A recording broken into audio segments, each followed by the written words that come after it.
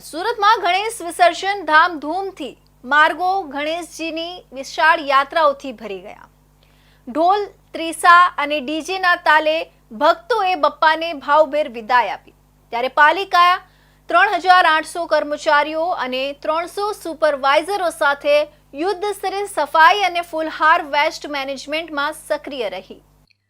સુરતમાં ગણેશ વિસર્જન ધામધૂમથી કરવામાં આવ્યું હતું। સુરતના માર્ગો ગણેશજીની વિશાળ વિસર્જન યાત્રાઓથી ચિક્કાર જોવા મળ્યા હતા। ઢોલ ત્રાસા અને ડીજેના તાલે ભક્તોએ બપ્પાને ભાવભેર વિદાય આપી હતી।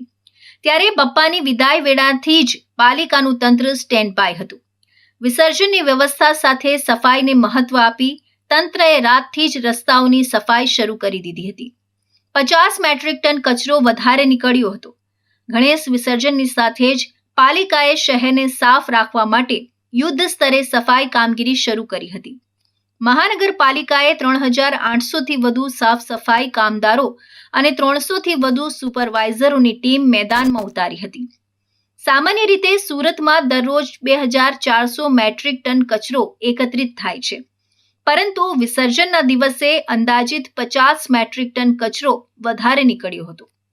સ્વચ્છતામાં નંબર 1 સુરત મહાનગરપાલિકા રિડ્યુસ, રિયુઝ અને રિસાયકલના સિદ્ધાંતને અનુસરી વેસ્ટમાંથી બેસ્ટ બનાવવામાં અગ્રેસર છે। ચાલુ વર્ષે પણ પાલિકાએ ગણેશ ઉત્સવના 10 દિવસમાં આશરે 3000 જેટલા પંડાલોમાંથી 30,000 કિલો ફૂલહાર એકત્ર કર્યા હતા, જેનો ઉપયોગ ખાતર બનાવવા માટે કરવામાં આવી રહ્યો છે।